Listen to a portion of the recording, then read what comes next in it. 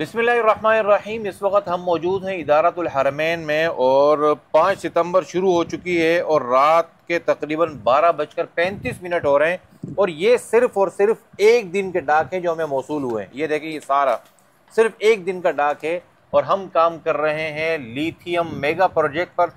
और ये प्रोजेक्ट है कि जिसकी वजह से मैं सैलाब ज़दगान भाइयों के साथ खुद नहीं वहाँ पहुँच सका, लेकिन अल्हम्दुलिल्लाह हमारे जो साथी हैं वहाँ बड़े पैमाने पर काम कर रहे हैं। आप उसकी वीडियोस भी इदारतुल हरमैन के पेज पर इंशाल्लाह अनकरीब देखेंगे।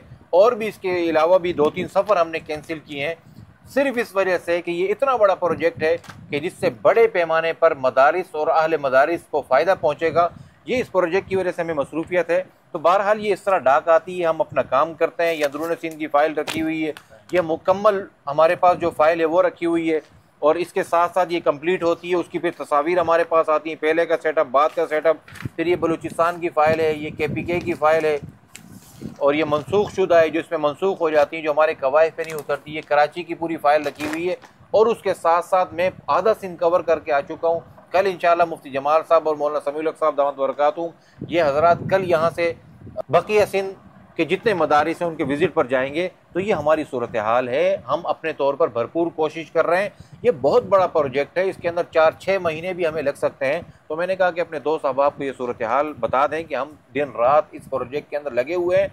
लेट सवेर हो सकता है, किसी का सर्वे पहले होगा, किसी का बाद में होगा और मुमकिन तौर पर बहुत सारे मदारिस ऐसे हों कि जिनका काम ही ना हो। भाई मैं तो एक मिसाल दिया करता हूँ कि जिस तरह से सैयदना सुलेमान अलैहिस्सलाम ने 3 महीने खाना बनाया और एक मछली अकेले आके खा गई और फिर ये कह रही थी कि मैं दिन में 3 मरतबा इस तरह अल्लाह रब्बुल आलमीन हमें खिलाते हैं। तो भाई हम अपने तौर पर भरपूर कोशिश करते हैं, लेकिन फिर भी अगर कुछ मदारिस रह जाते हैं तो आप हज़रात हमारे लिए दुआ कर दिया करें कि हम इस तरह के प्रोजेक्ट लॉन्च करते रहें और आप हज़रात इससे फ़ायदा उठाते रहें।